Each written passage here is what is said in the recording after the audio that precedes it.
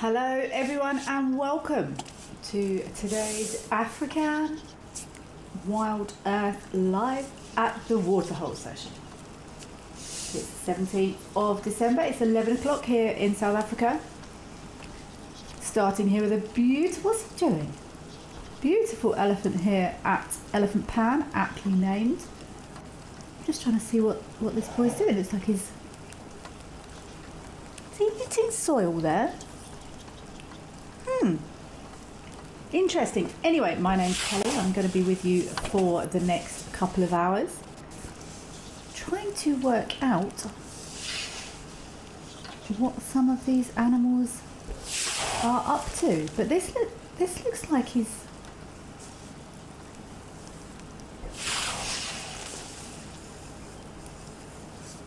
did he put that in his mouth or is he throwing it?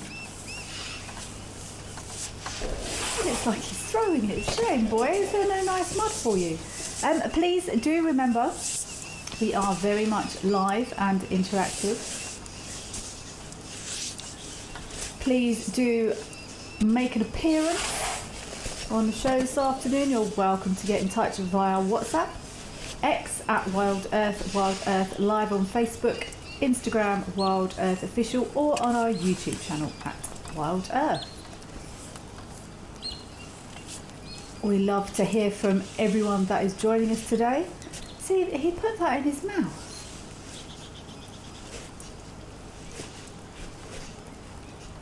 So it's relatively common for animals to eat soil. They do it to get additional minerals. But it looked like he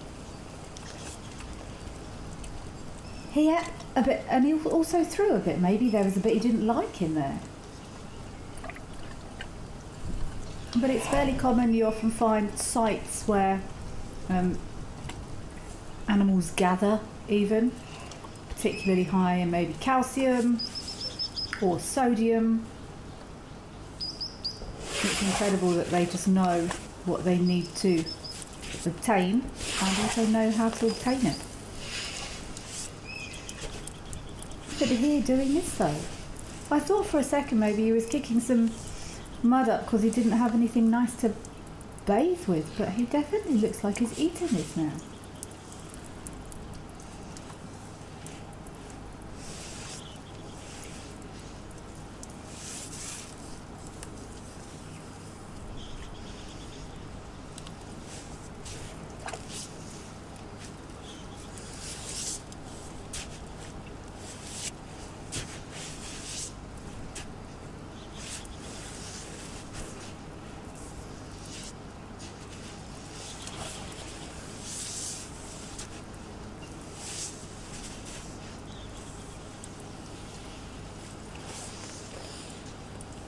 See how he's very gently using that enormous foot just to loosen the top of the ground there.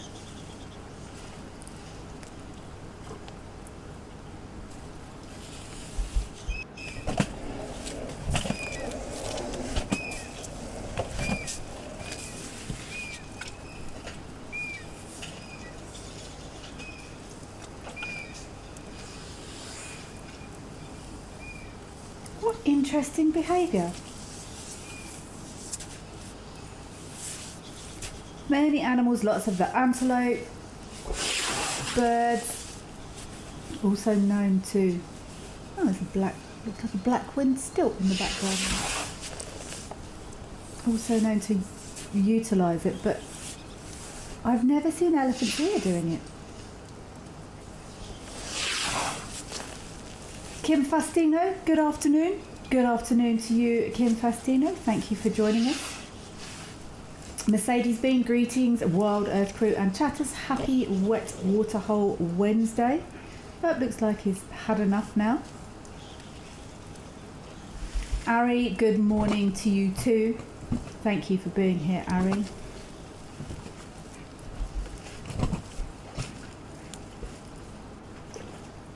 You do often see this behaviour sometimes in times of hardship, for want of a better phrase, if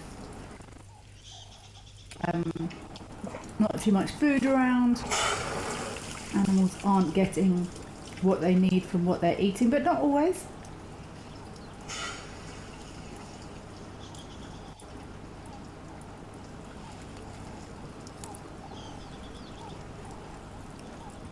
Let's go across to the Lady Dam. I think we've got some more elephants over there, but that was really interesting watching him loosen up that soil there. Oh, there we go. That's. See, I thought he was maybe trying to get some mud to bathe, but this elephant does not need any additional mud. But look at that perfect coverage. Fabulous coverage.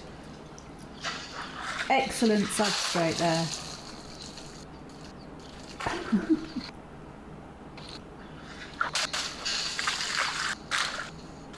George, you're asking, does algae like the one in the water have any minerals? I've never seen animals like enjoying or using any of the algae. There are different types of algae that we do see forming in water, especially in the summer, often with not necessarily good effects. So I've never heard of that algae being utilised in a good way, certainly by the larger animals. Whether or not maybe the fish obtain anything from it, I think it would depend on the algae. Catherine, hi Catherine, how are you doing? Lovely to have you here. Penelope Kenyon, welcome Penelope Kenyon, lovely to have you here. Hello all at Wild Earth, Kelly, Zoomies and Chatters.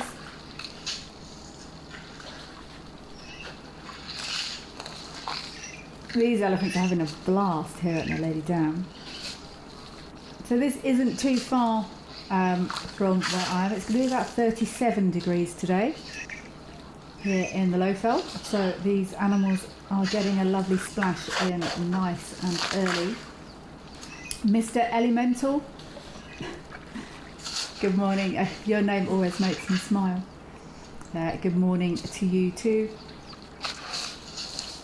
Wild Earth crew and everyone watching, thank you for being here. Mr_Ellie_mental.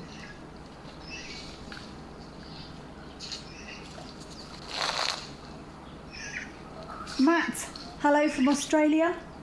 Thank you very much for being here, Matt. You are very, very welcome all the way from Australia. Sorry about the dubious time zones difference.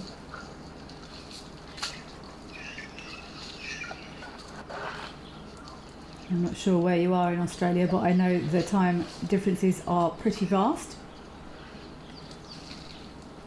And moonlight at midnight, good morning to you too from a cold and damp UK. I'm sorry, moonlight at midnight. I feel your pain.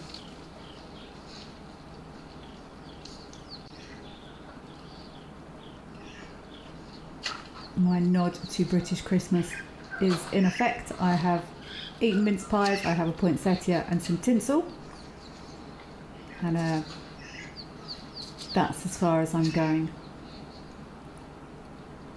with British Christmas this year. Well, I think that lady has done an exceptional job. I think she's got a tiny little patch of dry just above her tail there, I think, but the rest is beautifully coated. They do get very precise with mud and water placement as they get older. It's funny watching the small ones, sometimes they completely miss. They'll use those fairly uncontrollable trunks randomly and they often miss, but the older they get, the more accurate they get with their mud and water placement.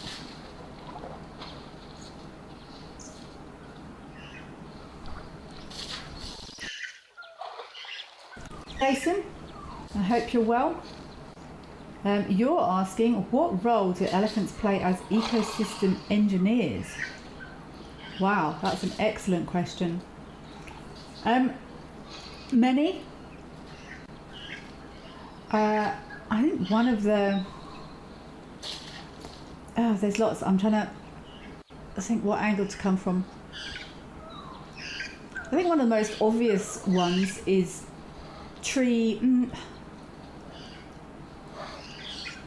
both the production of and destruction of trees. And let's rather get this little one have a scratch. Is this small one looking at the camera? Production and distribution of seeds. Let's come from that angle. There are many ways all of the animals impact the environment, but let's stick with a obvious, easy one. Is a nice demonstration is the way elephants eat marulas, and they transport those marula seeds away from where they would otherwise fall. So one's going to have a drink. A small elephant to be suckling here. They will suckle quite late, these elephants. They eat the marulas, they walk, they poop.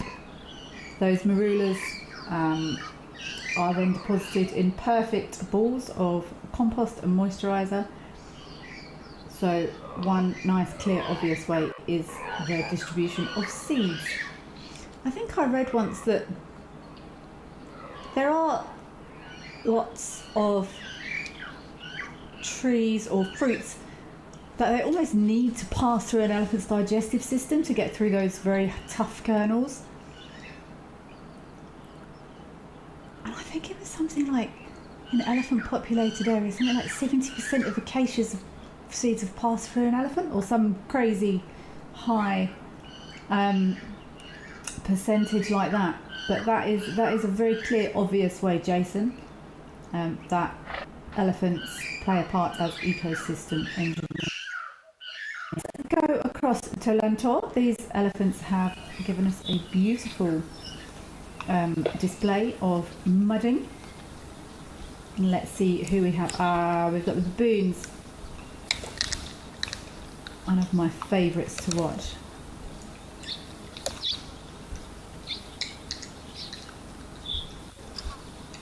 Hazel, hello Hazel.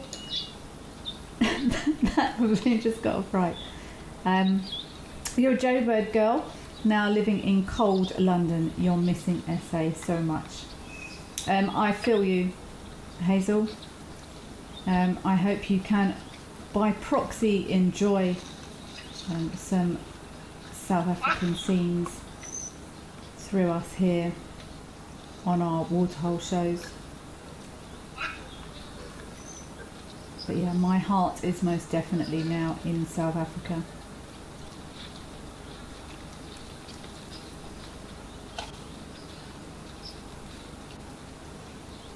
Melanistic marble. That is an excellent question. I do remember the elephant with the short and injured trunk doing something similar.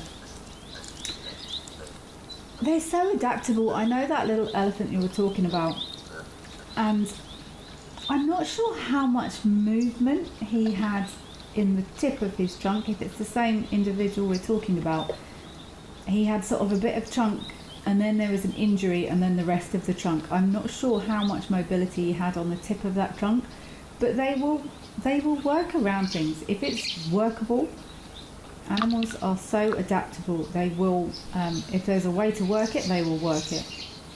So he may well have been utilising his trunk the best he could.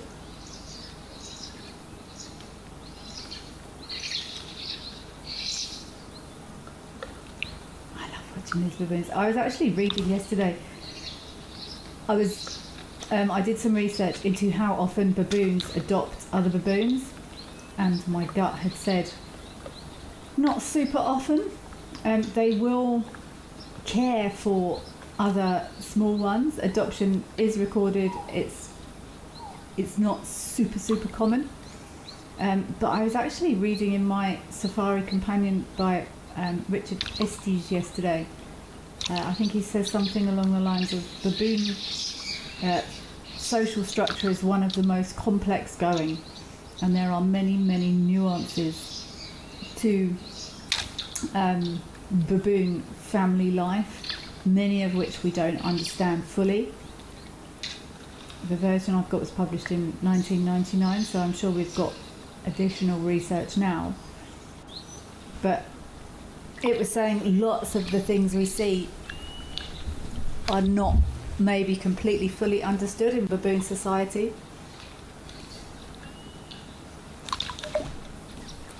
Let me actually grab it. One of the things I did learn yesterday was that baboons will use tiny babies to diffuse a fight.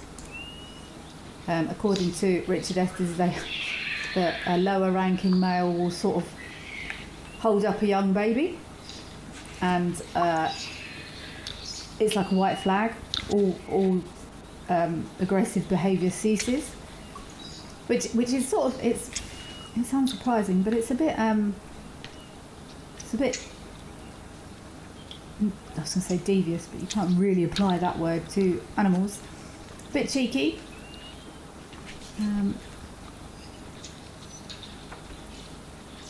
But yeah, they've given 8 pages on baboons or so. Absolutely fascinating. Some of the information I was picking up on yesterday. Their behaviour is so nuanced. But I also learnt that before females come into full reproductive receptiveness, lower ranking males will get chance to mate, and the higher ranking males don't seem to mind this because the females are not fully receptive. They're not as much of a concern to the senior males. Baboons live in a sort of multi-maled oligarchy system with multiple high-ranking males.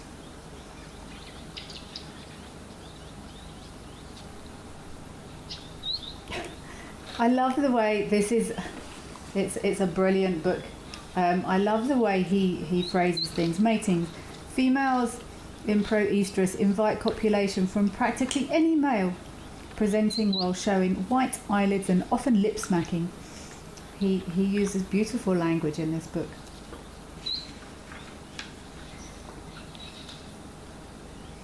But yeah, there's sort of 8 or 9 pages on baboon behaviour. Absolutely fascinating.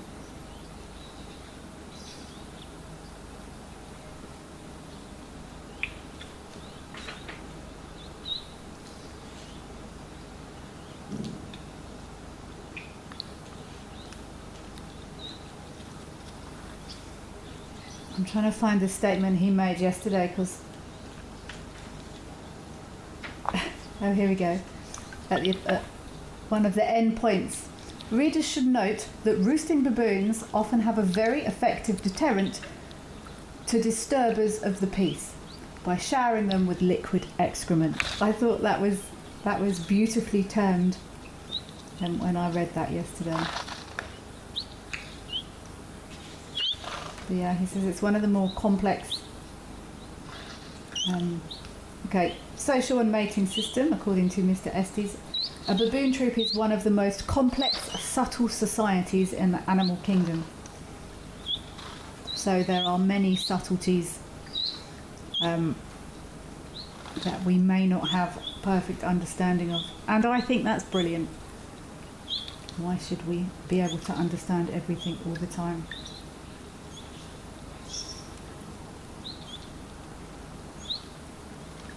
John, you are asking, if we dedicated the continent to only wildlife, would it thrive without any human intervention? There are so many caveats in there, John. There's so many what ifs and how abouts. In theory, yes. But my reasoning as to why it might not would be, would that piece of place have everything, or still have everything required for wildlife to function as it intended? In theory, yes.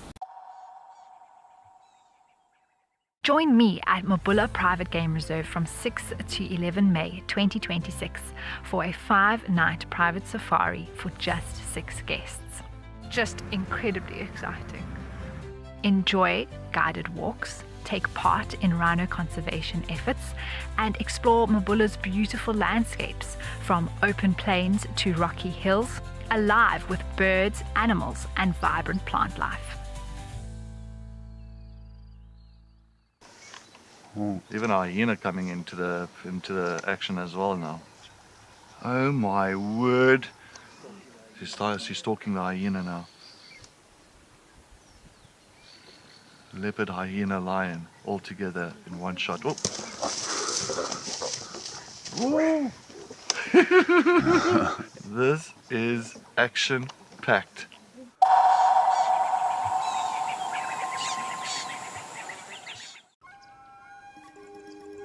Do you want to know why impala are the most common antelope we find here in the Kruger National Park? You can ask me questions like this in real time.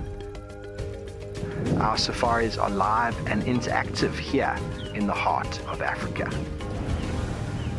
Join me on Safari Live. Connect with nature.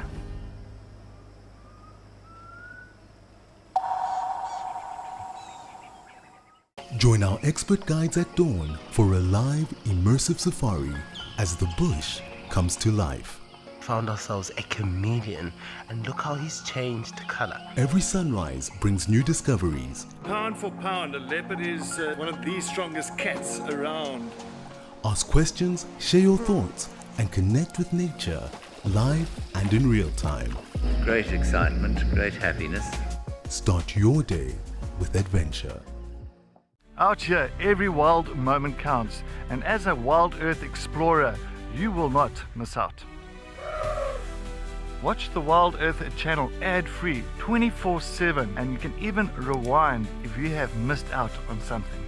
Enjoy the behind-the-scenes video clips as well as fireside chat, or get the early offers on our travel experiences.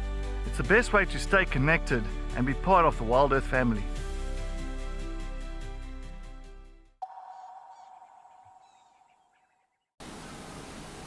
We've got no mountain view today.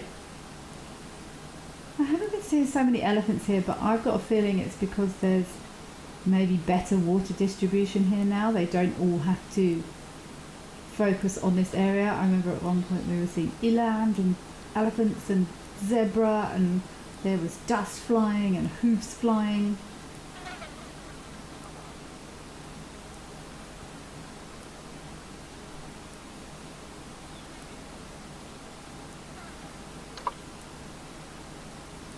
Ooh, every time I see that it makes me wince. I've just started doing some new exercises prescribed by my physio, and that is making my legs ache just looking at it today. Lemon Heart, you are asking, why are humans more prone to infections compared to animals? Because we're weak, Lemon Heart. We're weak and we're soft. In my opinion, I think we've lost many. Oh, we had this the other day somewhere else. We had this at Founders. I think there's possibly some. Is that a male there? Possibly some male-female interactions. I think humans have lost lots of senses, lots of abilities because of our lifestyle, because of the support we have, because of all the other human things that have intruded on our lives. That's my opinion anyway.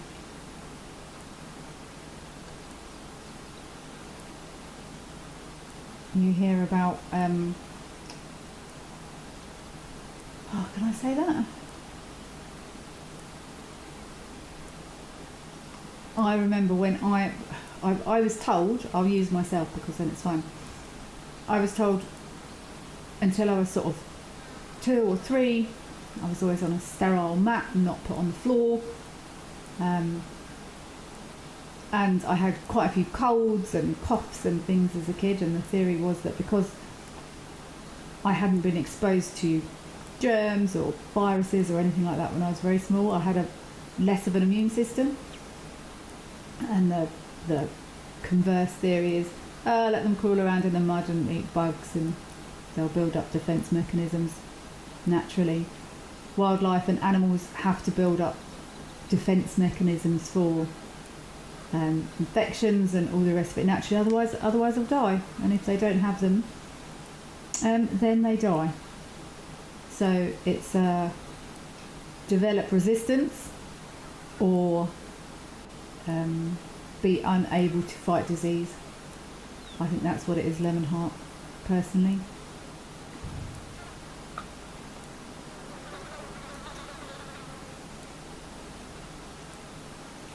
Jason, this is a gorgeous big eland we've got. Look at that dewlap. You can see that dewlap hanging down there while this eland's having a drink.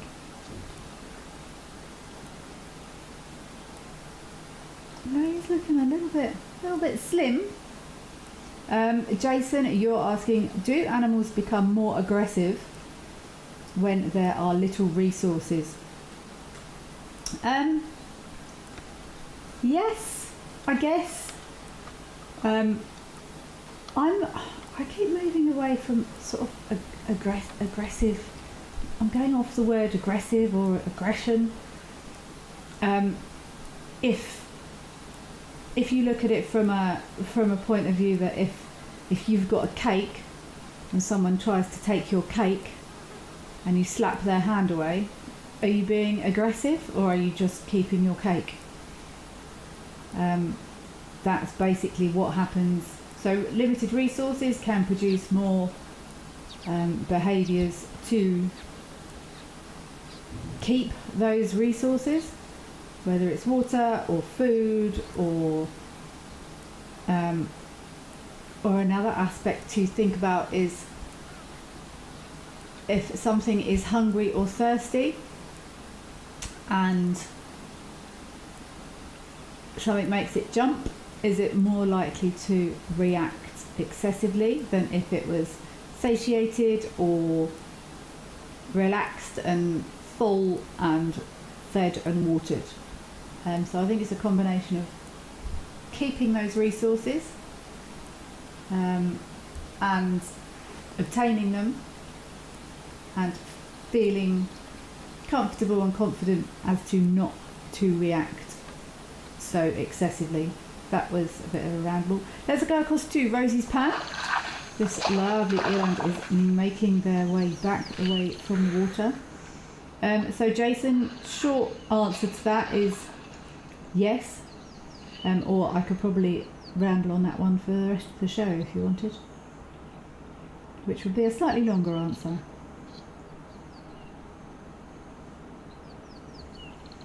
Sam A, you seem to agree with me on the immune systems thing. You're saying we also don't allow our immune system to build up. People are scared of dirt and nature. I agree.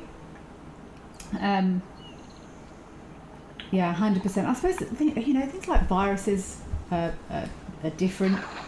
That's why we vaccinate.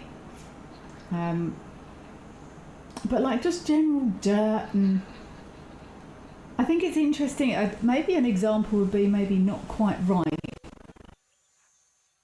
When we work in the bush, where I used to work, I would drink the tap water was borehole water. It was fine. It was safe. But if someone visited and they drank the water, it could affect them. There was nothing wrong with it. It was just not bottled water with bits and pieces in that visitors weren't used to.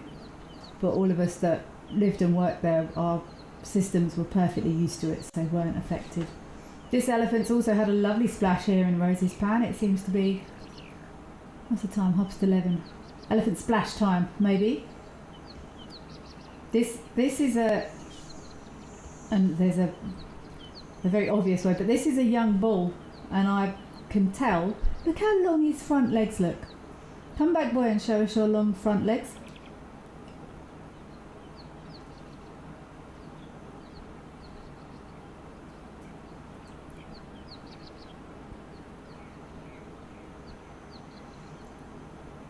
off he goes into the bush. Look at those long legs. Don't you think he's got funny long legs at the front? They sort of grow into them. Let's go across to Tembe. I'm not sure if anyone's got any feedback on what happened to that little impala lamb carcass from yesterday. I would love to know if anyone came back and got that.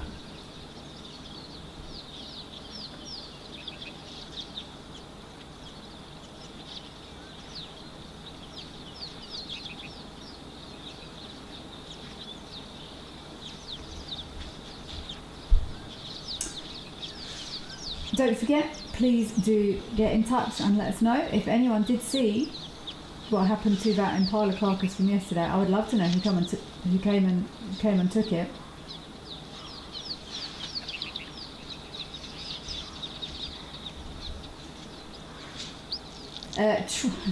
Troy's playing in the dirt is a bygone activity for kids. Parents are horrified. I'm not going to go too far down the route of parenting, but I hear you, Troy.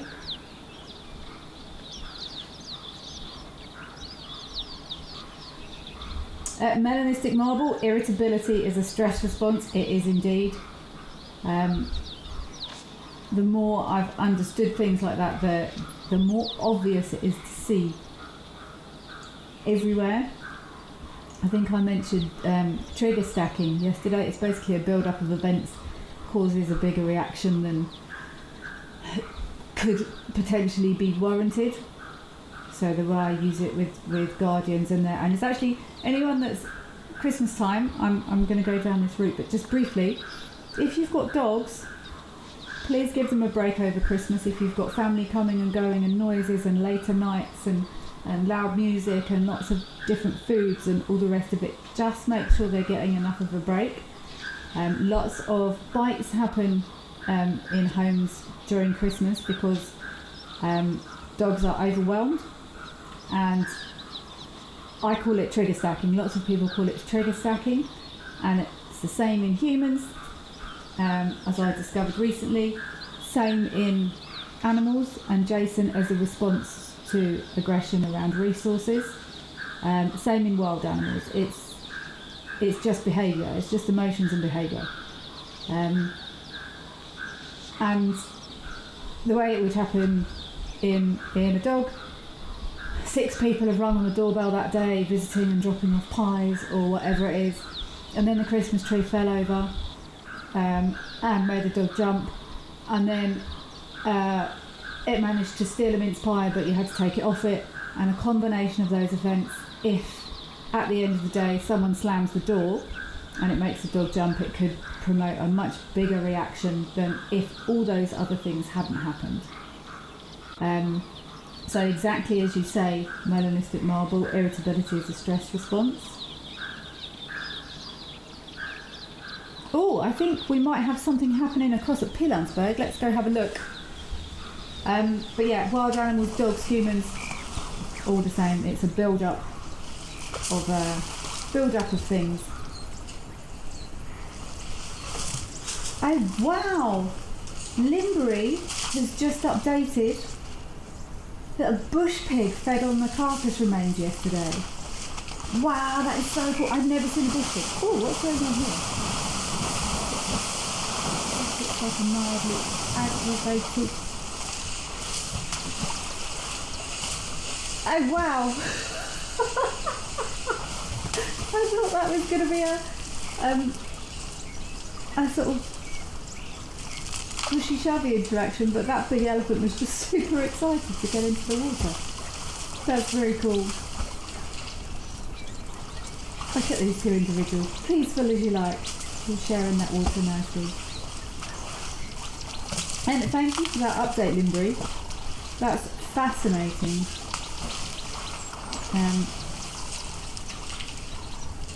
I would actually love to see that. I'm not sure how we could access that, but I would love to see that footage of that bush pig coming back to feed on that carcass. That to me, if a bush pig, I don't know much about bush pigs, I've never seen one. That sounds almost to me like maybe that Impala lamb died. Maybe people thinking it. I mean, you know they're omnivores.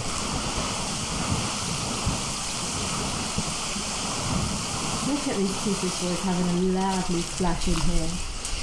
Yup, it's a good job that camera isn't close on. Mr. Elemental, it's a pleasure. Good dog advice. It's the same with people. It's the same with animals. It's the same with everything. And my example was going to be, I got absolutely hammered about 2 weeks ago by, they weren't ticks, we think they were something else, but they were deeply, deeply unpleasant. And they were much itchier than mozzie bites or tick bites, and they formed sort of like little watery bumps, and oh, I moaned. But because all the time I was itchy and uncomfortable, and wow, was I snappy. Like, if a cupboard door didn't close the first time, I'd slam it. And things like that are really interesting human and personal examples of how animals can feel, just by being covered in bites. So this elephant, we're watching this elephant. He came into that water. I thought he looked a little bit sort of like he might shove the other one out the way, but he didn't. He was just really excited about being in the water. If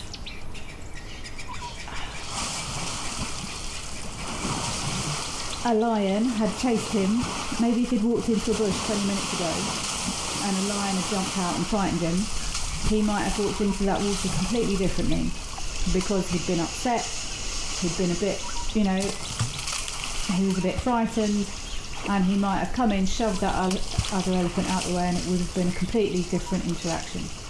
But he's as happy as an elephant in a puddle. Oh, I think we've got some more elephants just arrived at Algonio. I think they're going to be big boys as well. Let's see who we've got up there.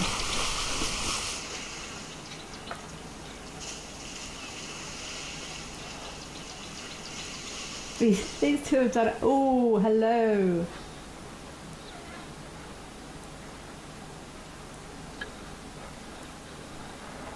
Look at that is a lot of elephant, but look how peaceful that looks.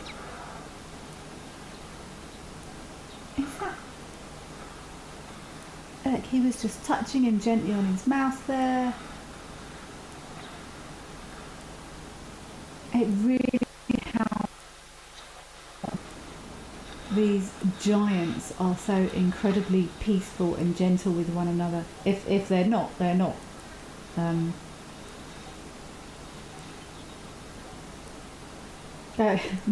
Melanistic marble.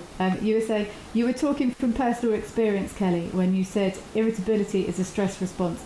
Yeah, it is. It's personal experience, and when you can learn it, but when you look at it and see it, it's like so obvious.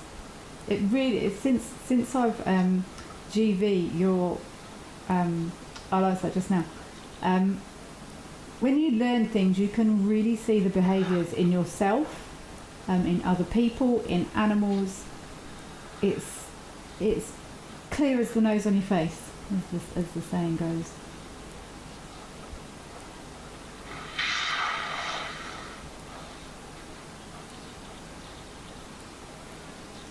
Look how peaceful and calm this is.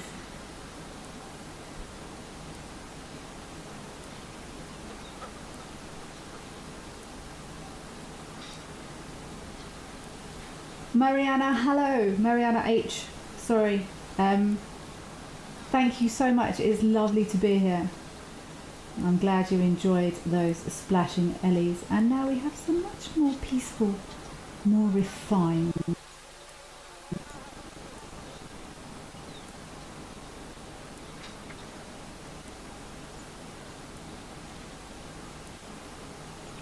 And Hilary, that's a very interesting question. I saw a question way back here that I wanted to go back to, but they are thick and fast today. Gabby, I would like to come back to your discussion about hormones at some point.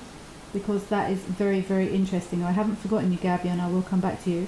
And Candice Joyner, you're saying hello from the USA, Phoenix, Arizona. Hello, Candice Joyner. Thank you for being here. We have flurries of questions coming through from everywhere.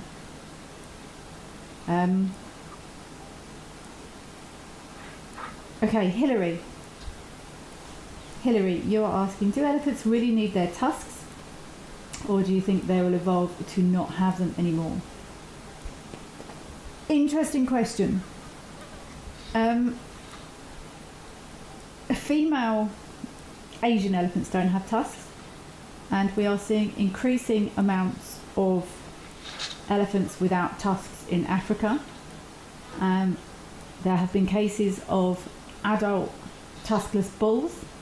I once had a very close encounter with one once, which tells me that they can survive without their tusks. The other theory is that over time, big tuskers have been targeted, hunted or poached, and as a result their genetics have been diluted in the gene pool, creating fewer and fewer big tuskers, sadly, thus reducing the amount of huge tusked elephants there are. I think it's reducing over time, and I think they probably will end up evolving to maybe be tuskless. And what an incredibly sad day that would be, Hillary. What a travesty to end up in a position to no longer see these magnificent tuskers. But sadly it may be a reality. LEPR, you are saying, wow, what impressive tusks on these bulls. Yes, indeed, and Ari also, two beautiful tuskers here, very much so. But maybe us silly humans have, that's quite a deep conversation. Maybe humanity to address these things in the nick of time, and hopefully curtail many aspects of conservation that would be utterly devastating. So maybe, fingers crossed, we might have caught this one in time and we're not going to lose the genetics to produce these amazing tuskers. Here is hoping.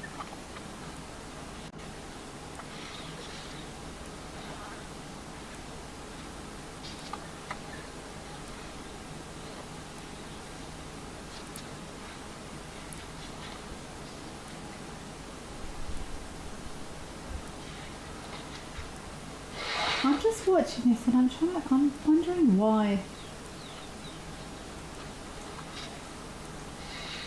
This one individual has come around to the other side.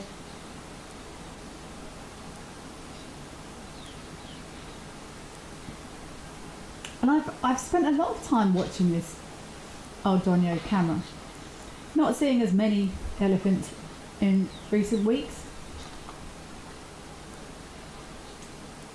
And I've been giving a lot of thought to, we often see these big boys and they just sort of stand around, they'll come for a drink and then they just sort of loiter. They're not feeding, and we know elephants normally have to spend a lot of time feeding. They're enormous.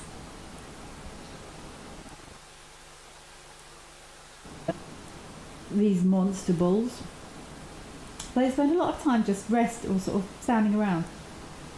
And I'm looking at it now, it looks social to me. That one on the far left touched the mouth of, look, is he going to do it again? Touch the mouth of the one next to him. It's almost like a meeting place to me. It looks like a fairly deep emotive thing. I don't know, I might be completely making it up, they're maybe just standing there. But normally elephants, look, he's interacting with them. They go, they drink, they splash, they leave. But these big, wise looking bulls, wow, they must have seen some stuff. It looks like they're just sharing time and space.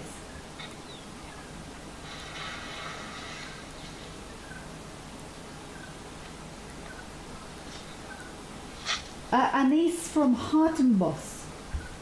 Hello Anise, thank you for being here and joining us today, and you are completely correct. It is an elephantastic day today.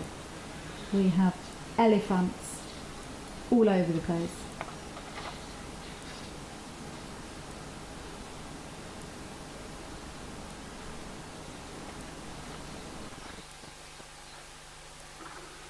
But yeah, this is starting to look like an increasingly sort of a sharing of space moment between old, wise individuals. That's how I'm going to think of it anyway.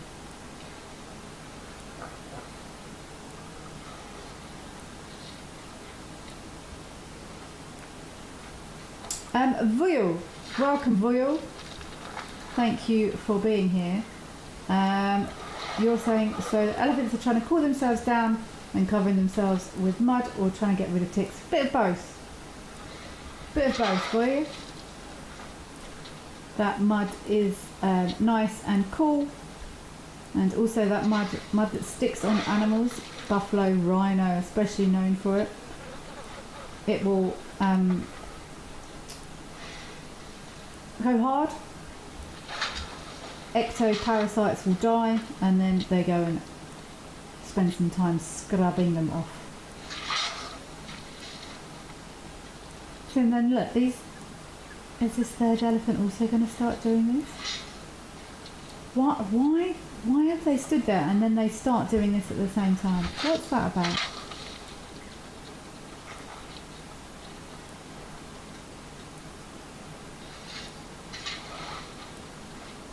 Why have they waited? We'll probably never know the answers.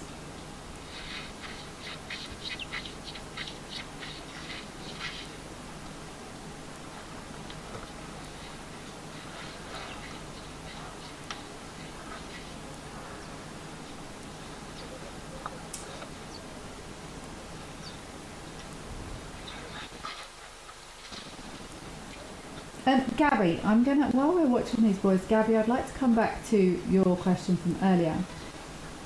I'm going to shorten a bit. You're interested in hormones, and you're in grade 11, and you're learning about hormones in your life science classes. Hormones, Gabby, are absolutely fascinating. I'm not going to try and discuss them in too much detail, because I always say I don't cheat when I do this show. If I need to cheat on things, well, not cheat, if I need to go and research things, I do so afterwards. So I'm not going to try and talk in too much detail, but the way hormones work is absolutely fascinating. And you're also mentioning the adrenal gland of animals. They do indeed have a fight or flight response, and let me get this right way round. The sympathetic nervous system is the fight or flight response, and the parasympathetic nervous system is the rest and digest response. Different areas of the brain are responsible for all of these. What's going on? There's another elephant coming. There's one coming in from the right. Let's watch, see if I'm right. Or is this just a discussion with these two? Is this not Floppy here coming?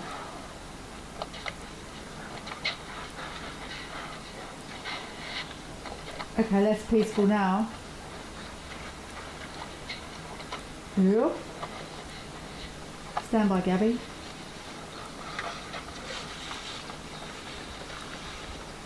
If this is Floppy here, I'm going to be absolutely fascinated. Let's look.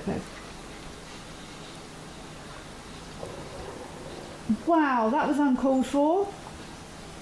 Now see, this is a perfect example of what I just had someone in my ear going, why would you do that? Was that aggressive behaviour? On the outside, possibly, but what made that animal feel the need to behave in that way?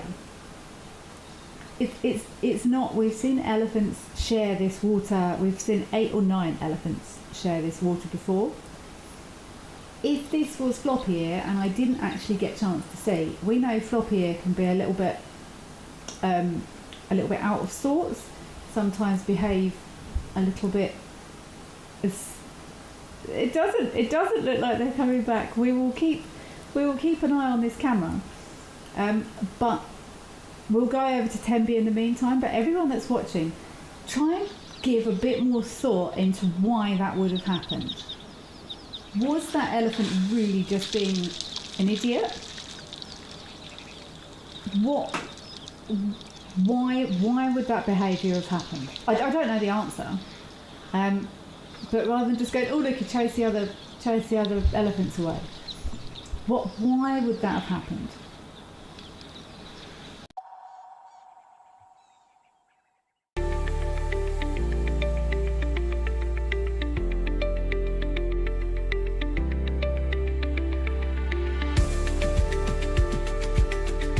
We'll see you out on safari.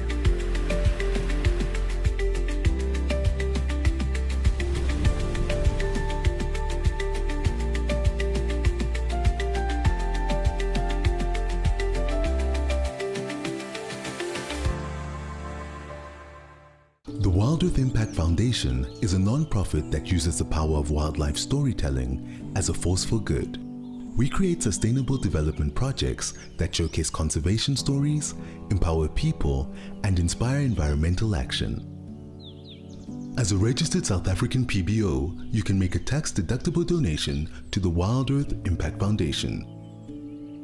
To find out more, visit our website.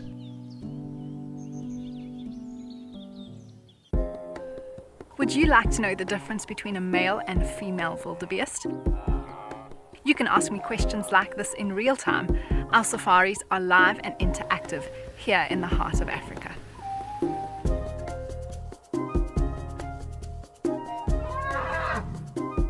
Join me on Safari Live and connect with nature.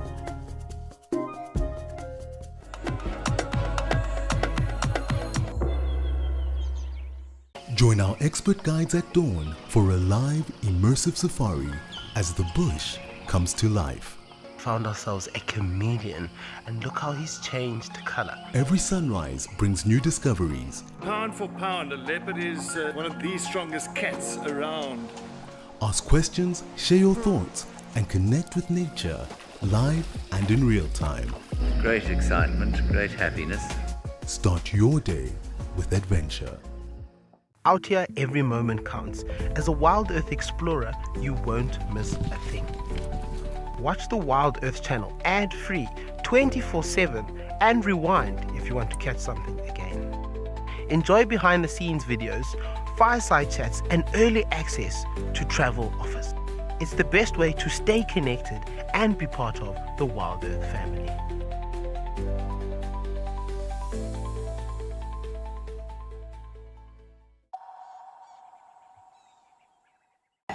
Aggression. Oh, let's discuss. We can happily go back and investigate the return of the culprit of the chasing incident, and we can go and see if, since spending some time thinking about whether or not we are as cross with him. This is not floppy ear now. Okay, firstly, look how small this elephant is compared to those others. Look how small his tusks are. Is this the culprit?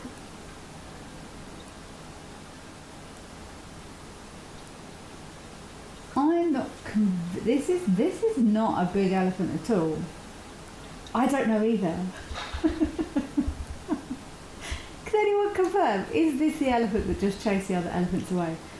My gut wants to say no. I wasn't paying lots of attention. I was more watching the animals leave.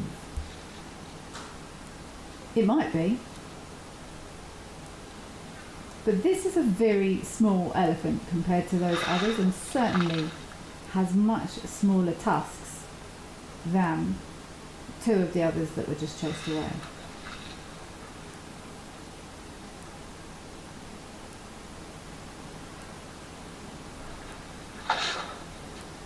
I'm thinking, I don't know if this,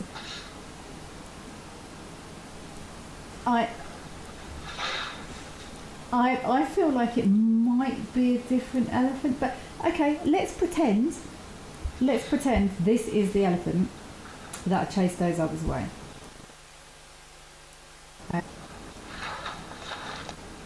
This is to me, looks like a younger elephant, looks like a smaller elephant. So why would that have happened? He would have come in using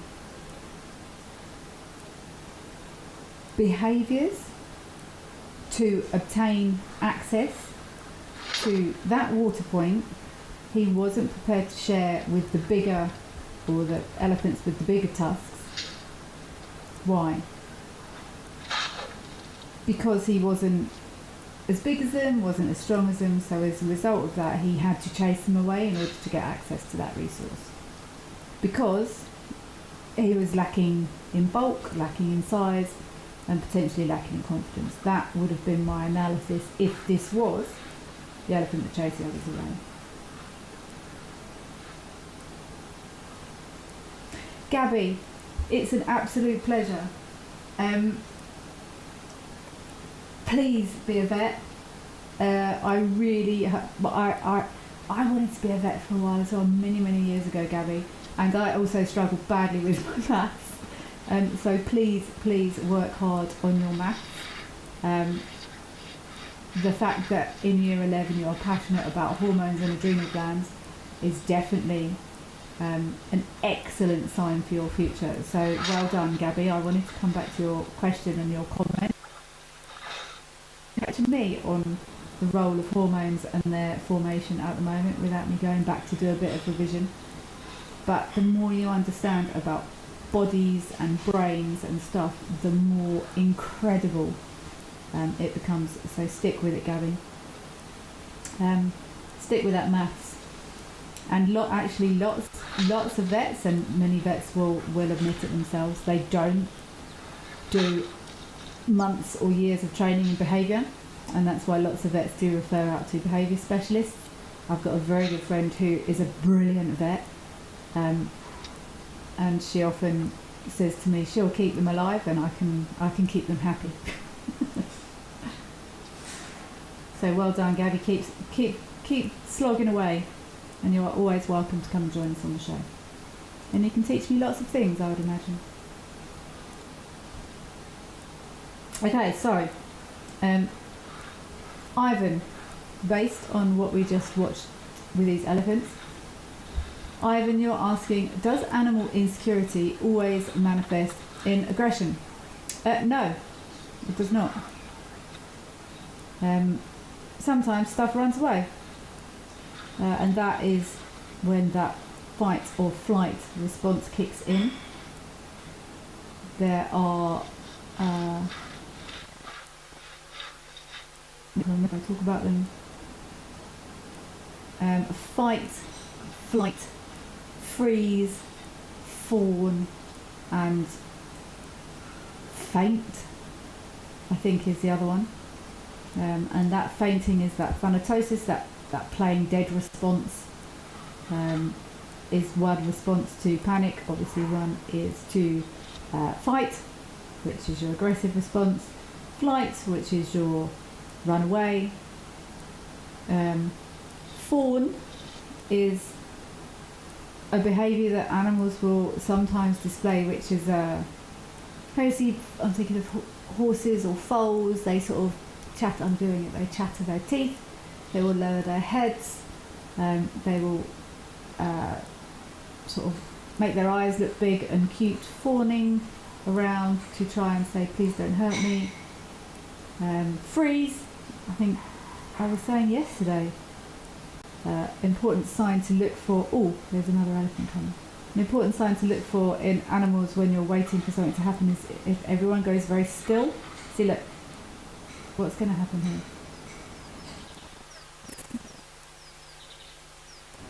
There's a chance that something is going to happen. Keep an eye out for that. This, I think, just looking at this now, this elephant is paying a lot of attention to that other one in the background, which is suggesting to me that maybe this was the individual that chased those others. But I see this individual has only got one tusk.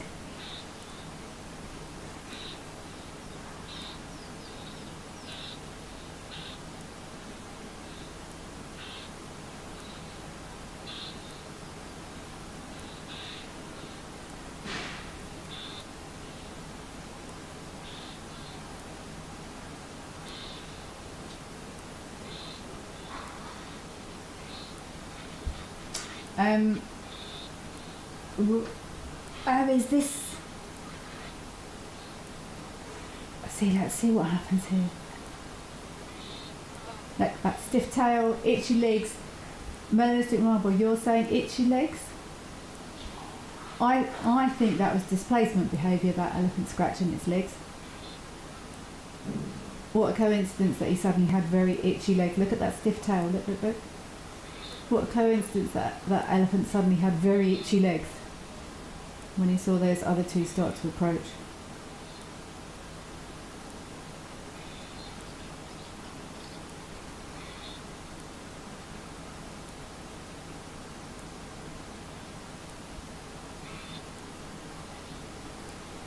Animal lover, hello animal lover, thanks for being here.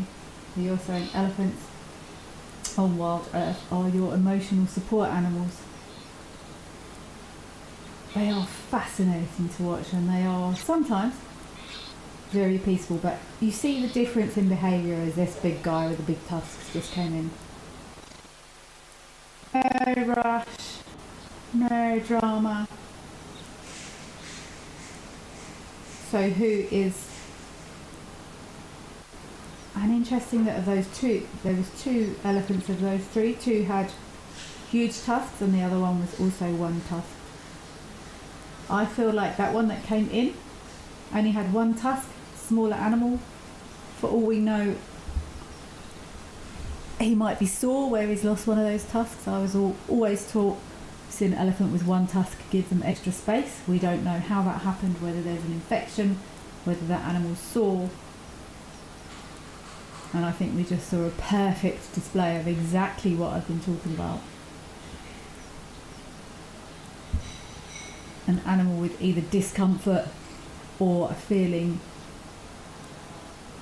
not confident came in hot to get access to that resource.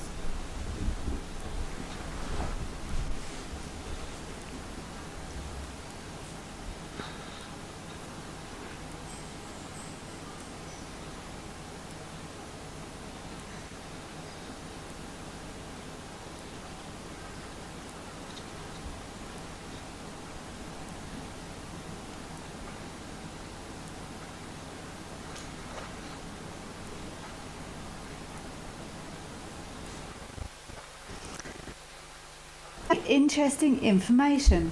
I trust the Zoomies implicitly, much more than us. Because there was one of the three that only had... See, this is a bigger animal than that other one. But it's all gone very peaceful now. If this was the one that came in that hot. But maybe they've all gone off screen and had a little sit down and... all calm down. Let's all have a cup of tea.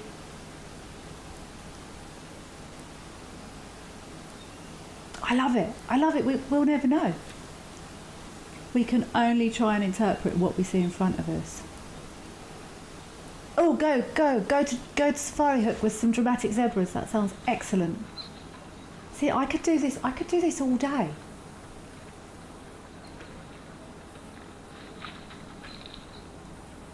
Oh, who is fighting here at Safari Hook? Okay, this to me. Where was that question? George. Sorry if I'm missing anyone's questions and comments today. They are thick and fast, so thank you all for your participation. George, you are asking, besides mating, why is dominance important in the animal kingdom? Ah, that old word, dominance. I do hear that word a lot. Dominance is often more nuanced than we think.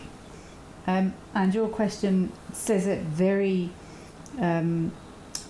demonstrates that. Besides mating, why is dominance important in the animal kingdom? Dominance is often fluctuating, and it's more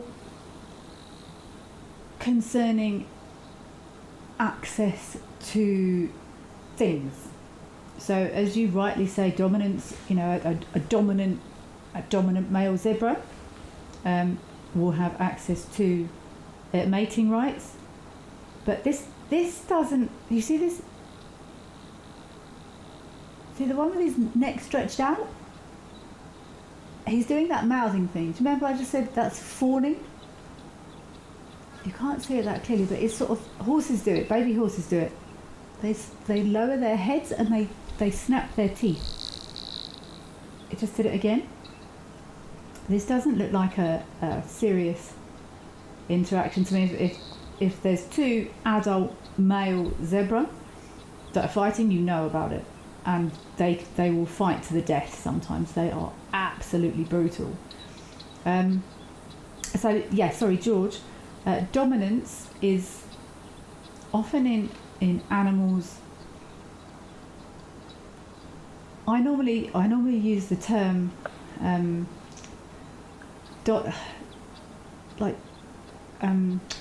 wild dogs, the dominant pair. It's just a breeding pair. I use the term breeding pair, breeding male in a group of zebra. Dominance is often decided, sometimes depending on the species. It often fluctuates as well, like a baboon troop of baboons. That's what they're doing all the time, is deciding who currently has access to something right now at this time. It could be that there's 3 2-year-old baboons, all female, and they all want to play with a baby or something. I don't know, whatever it is. At that point, whoever has access to that baby at that time will be decided in that moment. And it might change over time, but that was fast. Is this? I'm not sure what's going on here, but I don't think this is a serious squabble over breeding rights to me. This looks like just a little bit of socialisation happening.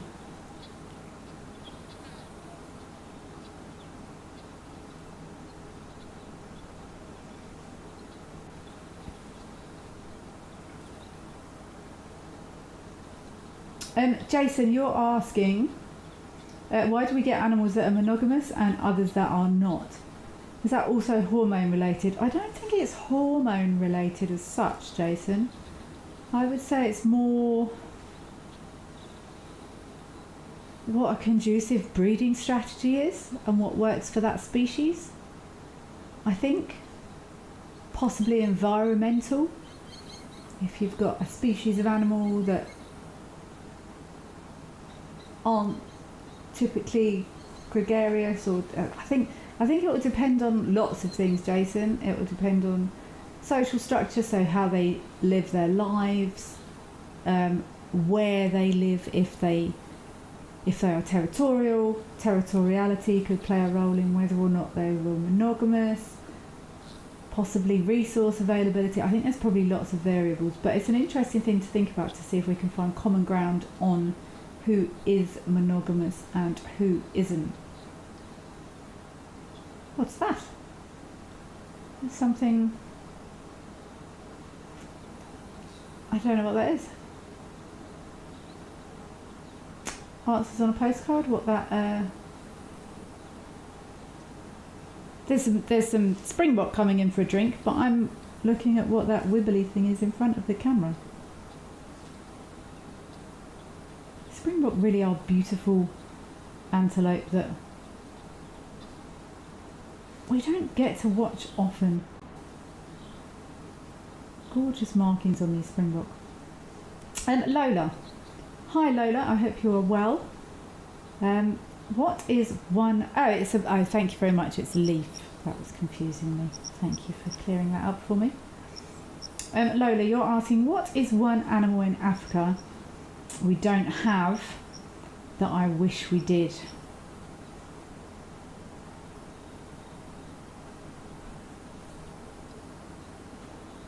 Kangaroos are pretty cool.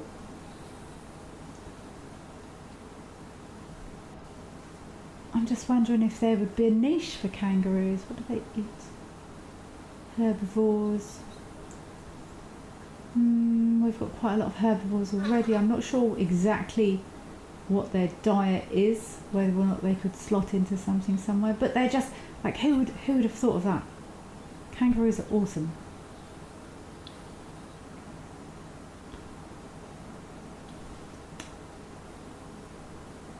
Lemon heart. That's an interesting one. You're asking, what books am I currently reading? I am not reading a book at the moment. I seem to spend a lot of time still dipping in and out of neuro-animal learning stuff. I must admit, I have been slacking a bit recently.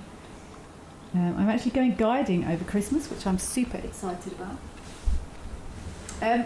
I don't read much fiction. I can't even remember the last fiction book I read. I feel like I just spend all my time doing quite a lot of work on social media as well at the moment. That takes ages, actually. It's really time consuming. But I'm certainly not reading a fiction book at the moment, Lemon Heart. And maybe I should be. But I can't even tell you the last fiction book I read. Possibly one of the Tony Parks. Hello Tony Park, if you are listening. Possibly one of Tony Park's book, I think. No, it's normally textbooks or manuals or reference books I end up reading. Look at these Springbok all looking a little bit nervous, coming down for a drink. Rightfully so. And again, you see those white underbellies on Springbok.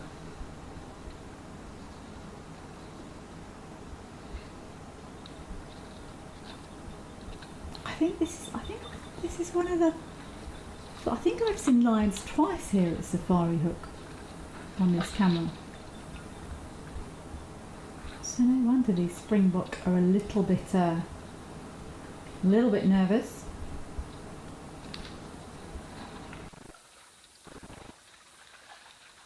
Very pretty antelope.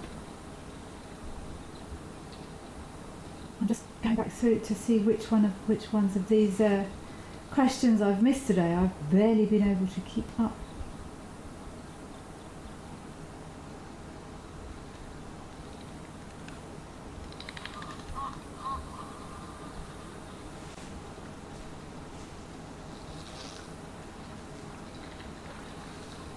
Sam A.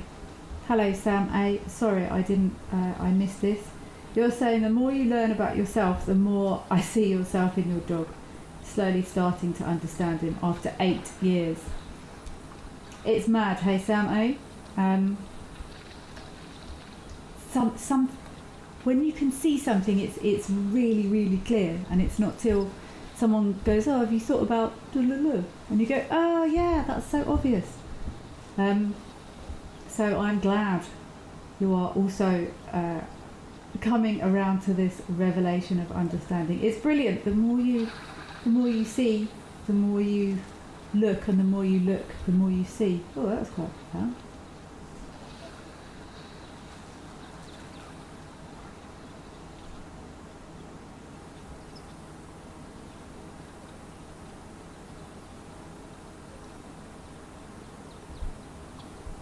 This little one has just got horns coming in.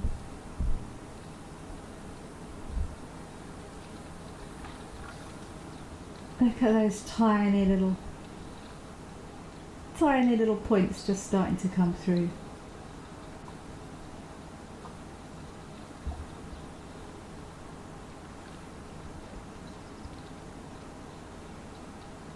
I think, where was that? I wanted to go back to that.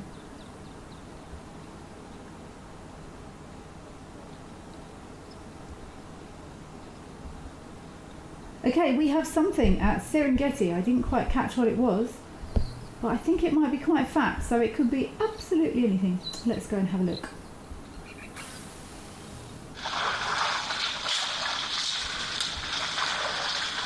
Okay. Oh, okay, apparently.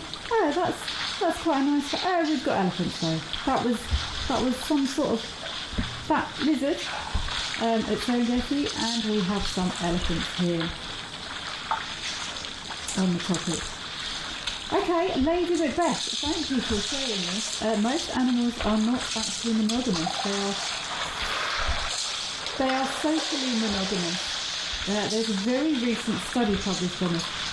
Lady Macbeth, I'm going to make a note to go and have a look at that, because I'm not surprised, and I have actually heard the phrase socially monogamous, situationally socially monogamous before, so thank you for that. I'm going to pop a note down here to check for monogamy. Okay. See, whoever just asked me, who was that asked me? Lemonheart, what books am I reading? I'm normally doing that. I normally end up going back and looking through papers and research. Are those, look at those ones at the back, they've got straight down in there.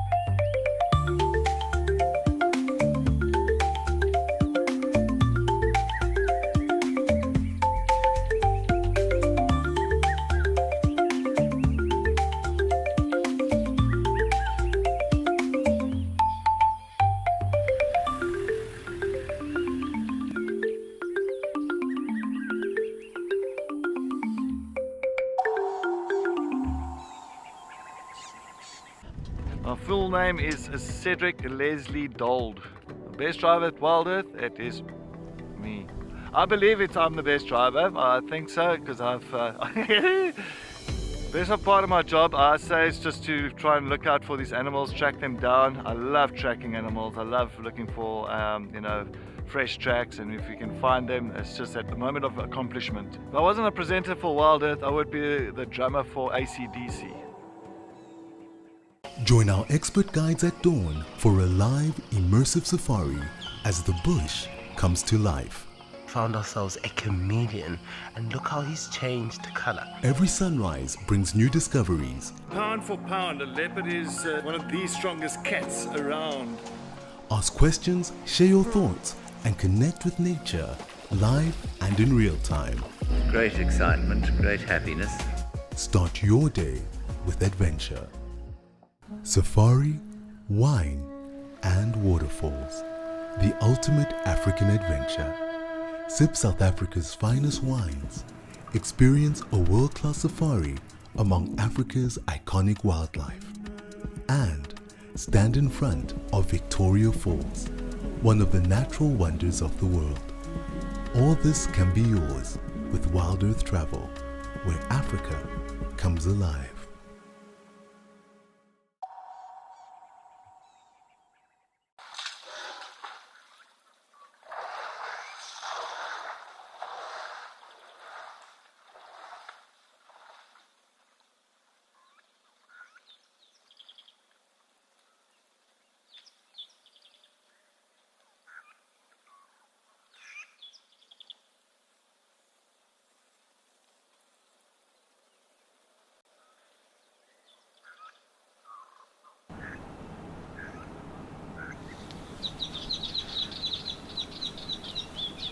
And yep, as expected, off they go. See, isn't it funny, different behaviours, whereas here at Tenby,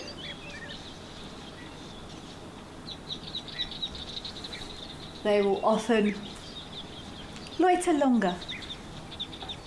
And then again, we see at Aldonio, those big boys will often just stand. I still think those guys are just being social up there. Like a gentleman's meet and greet.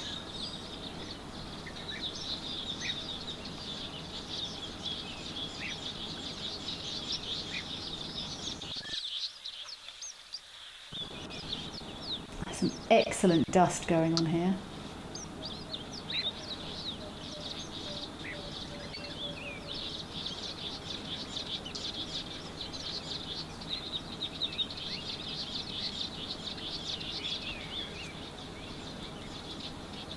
GV, you actually asked ages ago, but I really did want to come back to it. You asked, how did I get into pet training? It was an accident, really. A very long story short. Ended up with a foster dog who struggled, and I grew up with dogs, and I thought I knew what I was doing, and I did what I thought were all the right things. And they were not the right things. So I ended up speaking to a professional behaviour expert and realised that I was not doing it right. So I initially studied for that reason, to do better, and was passionate about it. I enjoyed it, I was fascinated. I studied with an organisation called COPE, the Centre of Applied Pet Ethology. There's a woolly neck stalk there. And then one day I was in the internet somewhere, and someone was talking about how they were using a shock collar on their dog, and I explained how they worked and what their dog was feeling during that experience, and they said I had absolutely no idea. And I thought, hold on, I could make a difference here. So yes, that's how I got into it, and I'm very passionate about it. Oh wow, I thought it was picking through the mud there. That would make complete sense. I would love to know how this... I'm just trying to think if a bush pig came back to it. Let me check a bush pig's... Formally check them. I'm gonna look in my mammal book, because I've never actually seen a bush pig, so I want to try and work out the mechanism that bush pig ended up eating that baby.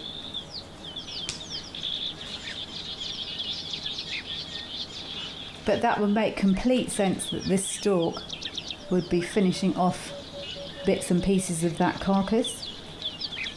As I've mentioned many times, the whole who eats what when, I think there might be more to that than we realise, and if there's nutrients in something, why wouldn't it be utilised?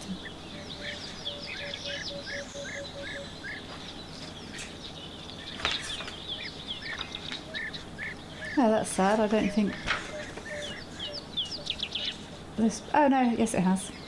Let me have a look. I want to check formally check a bush pig's diet and foraging strategies.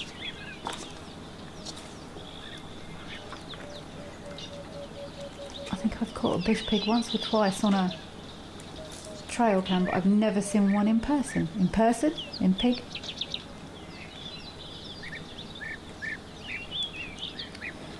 Omnivore, eats mostly roots, bulbs, fallen fruits, also carrion, excrement, small birds and mammals. Okay, so that is suggesting that bush pig did not kill that baby impala, which would then take it round to either something else killed it and it was feeding on the carrion, or it was already dead.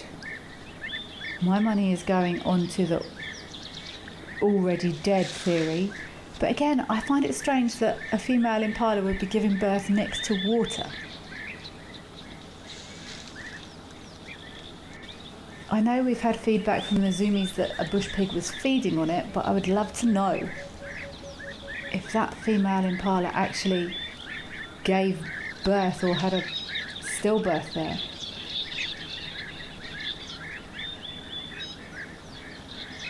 Can hear those European bee-eaters calling up there. GV, you're asking, did I have to go for formal training? Absolutely.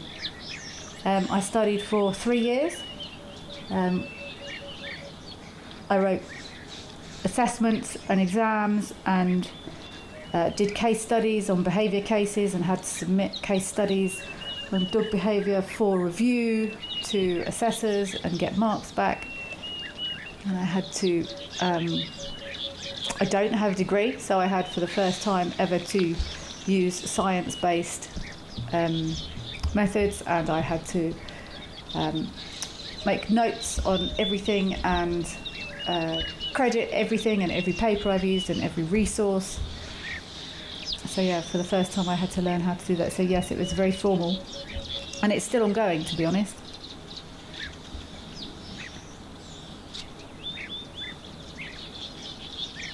Sadly, pet training and dog training is a completely unregulated industry, and anyone can call themselves a dog trainer or an animal behaviourist without having any formal training, which is a shame.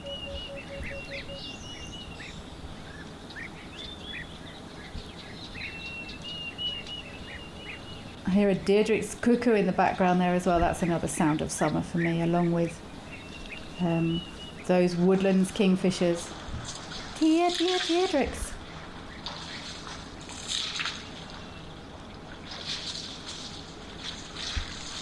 They're back. Is this the same group that came back?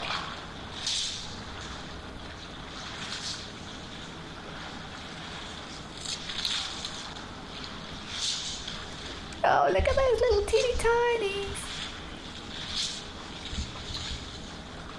Look how it looks to me like those adults are keeping those young ones in the middle. I'm trying to... I wonder if this is the same group that came back.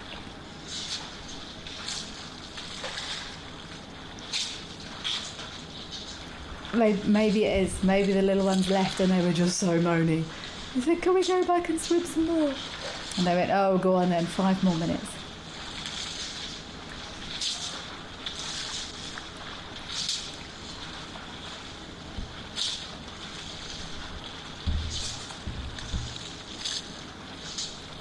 Oh, look at those small ones.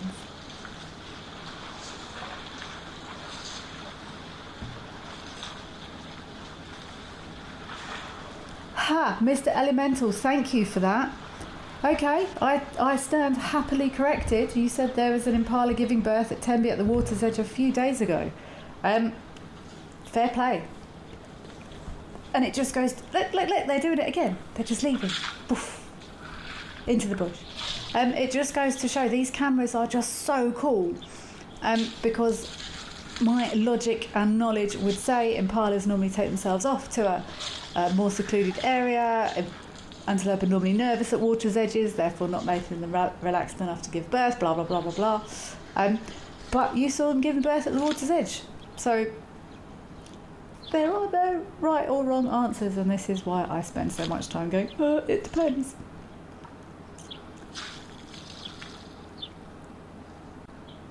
They always seem to do this here. They come, they splash, and then they're gone.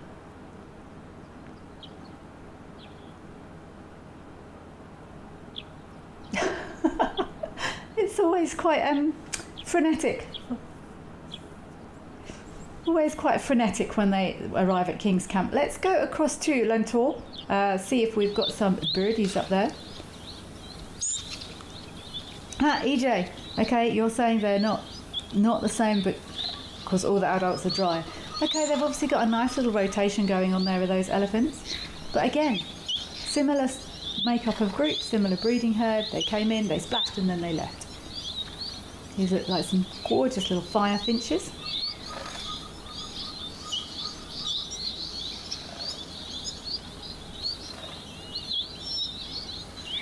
I actually did investigate approximate times birds spend grooming, or preening rather, sorry. And as usual, it depends on so many things. It depends on the species, it depends on the time of year, it depends on their habitat, etc, etc. But somewhere between 5 and 15% of their waking time, birds spend preening. Which is actually, I thought it would be more than that. But I guess they've got to get feeding in as well. I feel like I regularly see birds preening. Water birds spend more time than perching birds. Obviously they have to do a lot more work on their feathers for maintenance. Lovely little firefinches. I want to say Jameson's firefinches.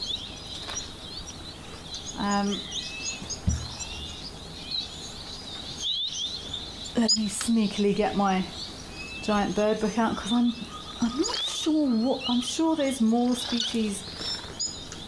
Well, there's going to be more firefinch species in this book. Oh, we've got a weaver coming in.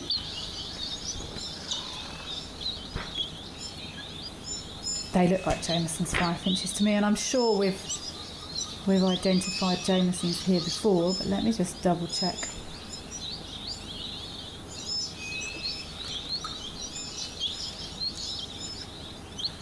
9, 8.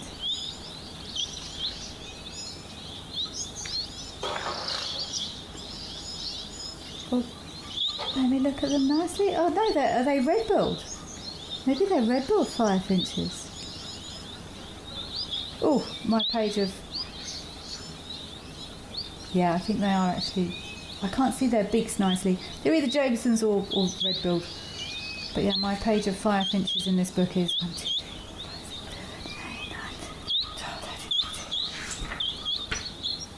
14 species of firefinch.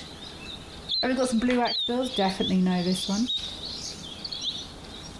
Gorgeous little powder puff blue. Looks like a female weaver at the back there.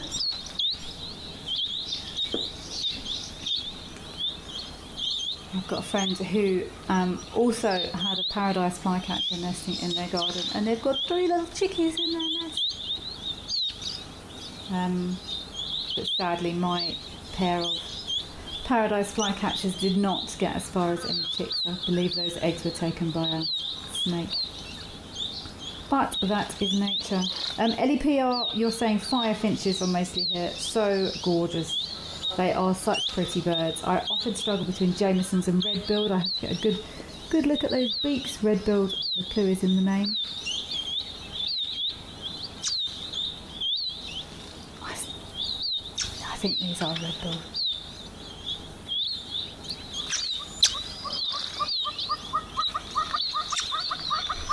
Audrey. Hello, Audrey. Good morning. Good morning to you, Audrey. Thank you so much for being here. I'm sorry it's taken a little while to get back to your comment. We have had so much... Oh, that was a cutthroat thing. We have had so much going on here today. I apologise for missing you, Audrey. You happened to come across your channel this morning. Thank you. I'm so glad you did. So beautiful to to see the wildlife. A very unique way of filming, and I'm enjoying it very much. Thank you, Audrey. Thank you for participating in the conversation. I always say this is a discussion, not a lecture. I love hearing from everyone, as does everyone at our central operations team area.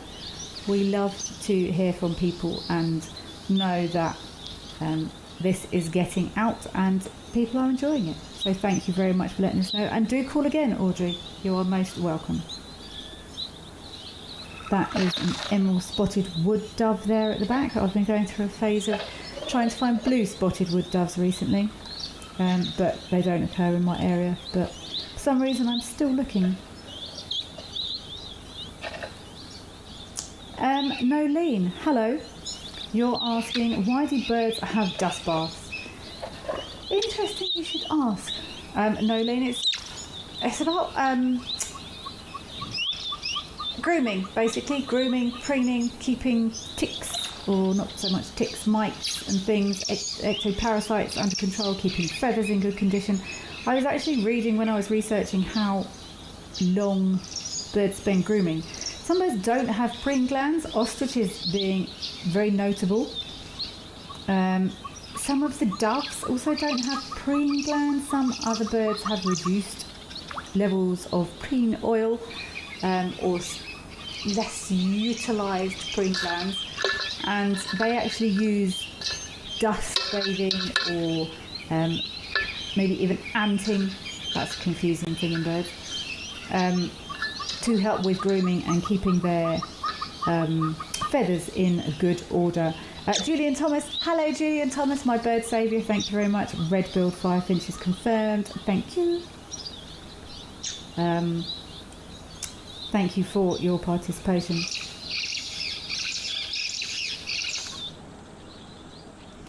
We can try. Let's go and try. We should start timing these elephants at King's Camp. They've got a definite rotation. See, they're dry. They're dry. Well, she wasn't completely dry, but maybe she's had a splash. These really do seem to be the quickest rotational elephants I've ever known here at King's Camp. And a go. I wonder if it's got maybe something to do with whether or not there's... Because I think the hide there at King's Camp is fair. Well, I know the hide there at King's Camp is fairly new. I wonder if they're still getting used to it there. Maybe it's got something to do with that.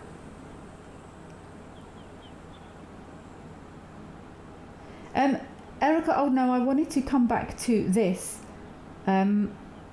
You said earlier we can go back to those birds, or we can go wherever you would like to go, FC. Erica, oh no, you said maybe that baby impala fell out of the tree. A leopard hoist stash. Let's go to Rosie's.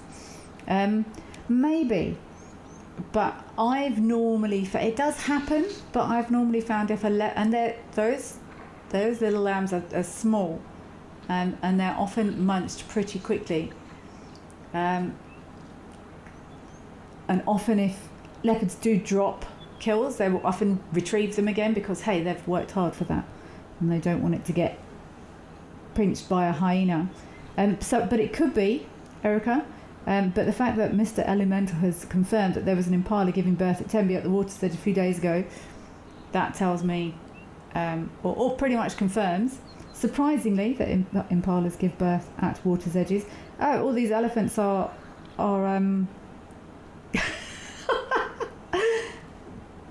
maybe they've all got a memo. Don't take it personally there. I'm sure it's nothing to do with you, FC. I'm sure it's just that time of day. Let's go and have a look at Serendella and see if we have any elephants there. Maybe a hippo, maybe some buffalo. You just never know. But Erica, oh no, I like how you think. We have our hippo here at Serendella. This is all part of the detective work of wildlife and being in the bush. And Catherine, I always see your comment back here as well. You might need my dog training when you move to Hoodspray. You would be very welcome, Catherine. But I do work virtually. I can help anyone with any behaviour concerns they have with their doggy friends online. We use videos to work out how those dogs are feeling, and then we give you nice exercises to help resolve the problems. My website is www.animaleffect.com. You are welcome to hop on and have a look. This hippo, this is the hippo that I've been feeling very sorry for, because this hippo has encountered many disruptions. I've seen him be chased out the water by elephants, by buffalo, but he's actually looking pretty peaceful today.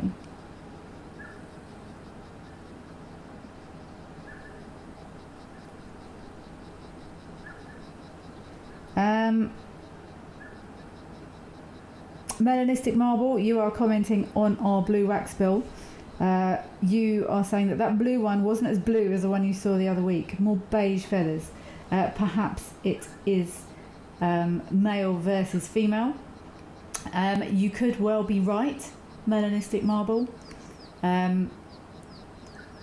Blues, or the more vivid colours, are often in males. Not always, and also there is some colour change when they come into breeding season. So it could be, I'm not entirely sure. Sometimes it can be as nuanced as, if there's good rain, things start breeding more, and if things start breeding more, sometimes it can promote colour definition in things and birds because that breeding has started. So it could even be as nuanced as that, Melanistic Marble. In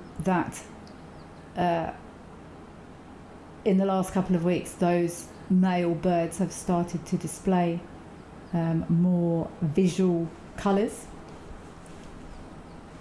or more vivid colours rather. I'm so happy this hippo is getting a little bit of peace and quiet today across at Serendella. I'm assuming is that insects coming up, or is it raining there? I could drive to Serendella in like 45 minutes and it's certainly not raining here. Huh. Oh, it's so nice he's getting some peace and quiet though. I've felt sorry for this hippo. He's been unceremoniously removed from this pan a few times. Oscar, you are asking, how does virtual dog training work? It's actually easier than it sounds, Oscar. I work with, I do training, but more with behavioural concerns. So behaviour comes from emotional upsets, and I work on the basis that if your dog is barking because it's scared, if they're not scared, then they won't bark. So you just have to look at how that animal's feeling, and then you can implement exercises like to build confidence or to desensitize animals to specific triggers. And ultimately, it's not, I believe if a dog goes to a dog trainer, it's not the trainer's job. It's the guardian and the dog that need to build a relationship. They're the ones that need to understand how to communicate with one another. They're the ones that need to build a relationship. They're the ones that need to have confidence in one another, etc., etc. So I just give guardians exercises. I will give them demonstrations on how to implement different training games or different timings to work on different issues, and support guardians into how to work with their own dog. I don't need to touch a dog to be able to see how they're feeling. Like this hippo, to me, reading body language, knowing what I know about hippo body language, knowing Serendella, I know how big this water is. This hippo is feeling pretty relaxed to me. I have not needed to touch this hippo in any way, shape or form, and that's how I work with dogs and guardians online, video clips, histories. I know the history of this hippo. Historically, he has been chased out of this water on many occasions by things. So this hippo would potentially be more likely to react negatively if he hears something, maybe than a hippo that has not been chased out of a waterhole on multiple occasions. Exactly the same principle I work with dogs and their guardians. Let's go and have a look at the squirrel at Lentora. That would be fabulous. Always a lovely low-level squirrel. And we had a very thirsty squirrel there the other day. So Oscar, yeah, that's how it works. I help people to work with and understand their dogs better and kindly and effectively.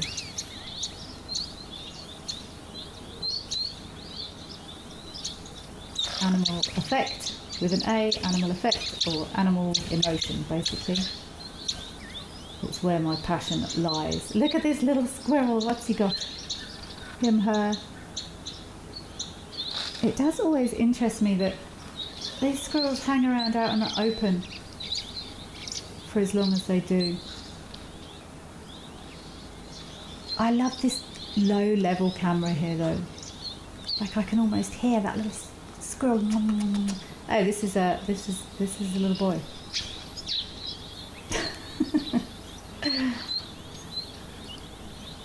Squirrels are renowned for the substantial testicle to body size percentage, I believe.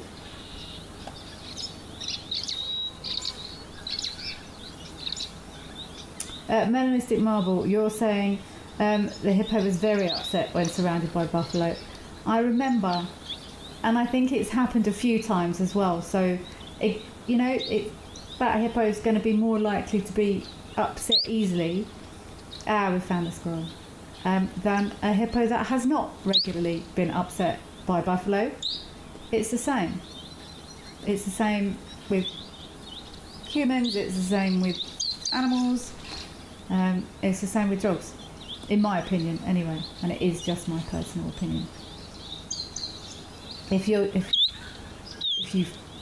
take regular flights, and the last 3 flights you've been on are really turbulent and there's been loads of stress and they've lost their luggage, you're more likely to be more anxious about the 4th flight you go on than if the preceding 3 flights had been smooth sailing. It's the same. It's neuroscience. It's emotional behavioural science. Erica Oldno, it's an absolute pleasure. It's gone really quickly today. We've had some brilliant questions, some really, really great questions coming in. I think my favourite today is Gabby. Gabby, go be a vet. Help our animals. Study hard. Wildlife, animals, nature is my absolute passion, and the more passionate people that we can get into the profession, the better it is for, especially for animals. And I really hope you make it. But Erica, yes, it's been fascinating conversations today. We've had lots of disappearing elephants. We've had lots of appearing elephants. But I think let's have a look at Naledi while this little brave boy squirrel finishes his lunch. But I think my favourite was watching that interaction with that elephant coming in hot to El Doño. We often see, and it was perfect demonstrations of everything we've been talking about, I think.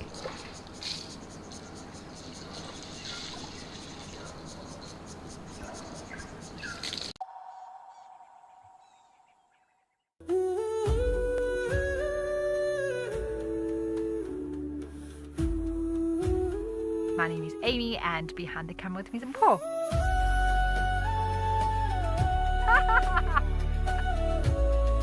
And I mean, to be able to share it with all of you. Fingers crossed, and I'll make sure I wear my lucky leopard socks as well.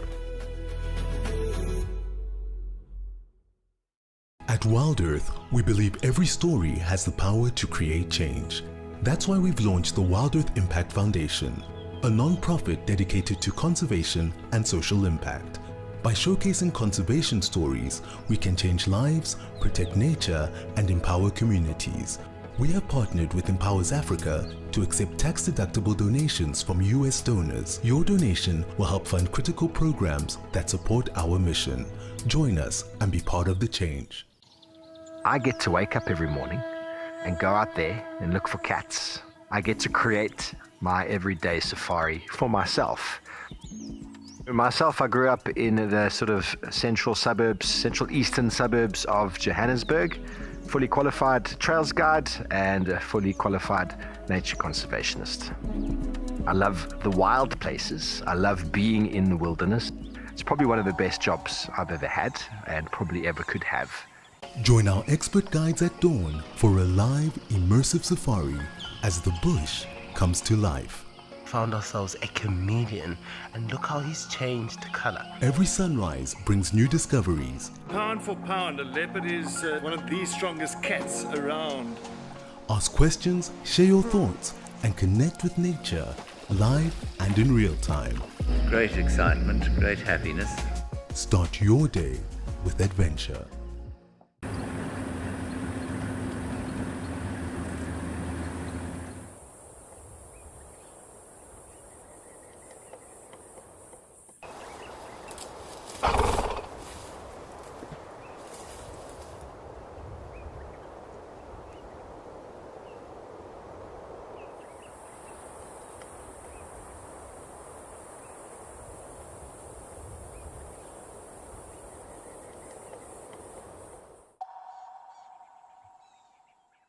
About some project that was doing something on helping animals cross the road. That was very badly done yesterday, so I did want to go and get the correct information for you. It's called the Ingwe Research Program, and they have been doing extensive research on adding culverts to help, well, all animals cross busy roads. So that's what I was scrabbling around in my brain trying to find yesterday. Another demonstration of how human activity can have huge impacts on animals. And as we were talking about earlier, hopefully silly humans have realised in time that these big tuskers need to be protected and safeguarded. So hopefully we do not lose all of them and their genetic makeup, and we will be able to enjoy these big tuskers for many, many generations to come. But yes, that's what I was scrambling around trying to remember yesterday. I have since gone away and had a look. So yes, if anyone is interested in looking at the work, they're nothing to do with me, the Ingwe Research Program do around monitoring animal, wildlife, road safety, then please do go and have a look. Is this elephant also going to leave?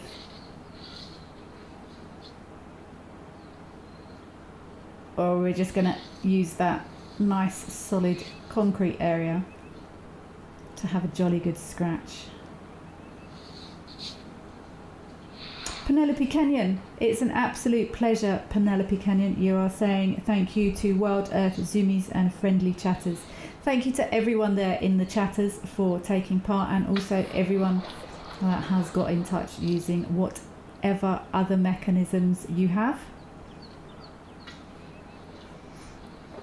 It's really appreciated, and you all make the show very special. And Penelope Kenyon, you're saying another storm about to hit KZN North Coast this evening. Please do stay safe up there, Penelope Kenyon, or anyone else in that area. There are storms popping up all over the world, to be honest. Anyone in the UK, keep snuggled down. Anyone in England, did you know that extra thick double cream doesn't exist in South Africa? So at least you guys over in England have that to go with your mince pies. I had to substitute for a fairly low standard dessert whip chopping stuff. So snuggle down in your cold weather and enjoy your extra. Don't chase the geese. Don't chase the geese, that's not necessary.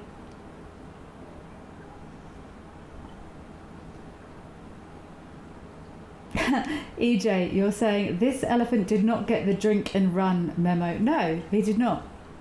He's very much... Are you going to do the other side of your face, boy? He's missed bits.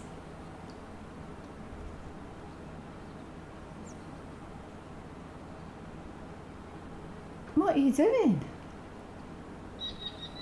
See, look at that back leg. Displacement behaviour. Elephants will often lift a leg when they're not quite sure what to do. He's not upset by those geese, is he?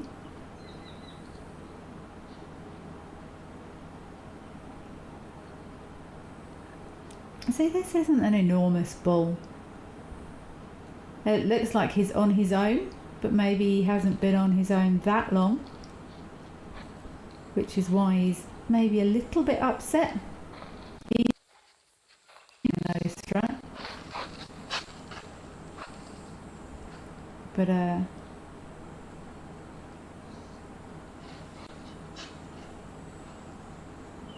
again, perfect. Look at those veins in the back of his ears there. You can see now. Now they're wet. Look how thin that skin is on the back of his ears. Don't start on us, boy. But this looks like a fairly young-ish bull while he's on his own.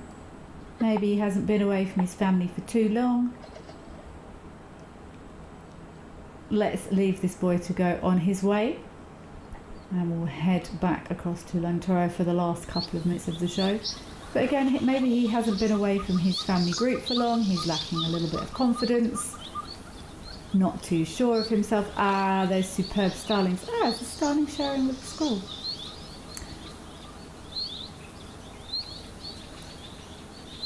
That starling is showing great interest in that squirrel's morsel of goodness there.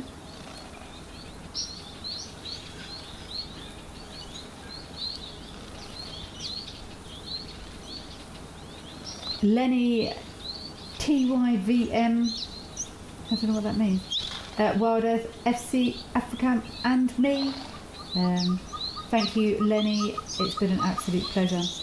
And yes, please do keep sending in your questions and comments. I love our conversations we have during this 2 hours.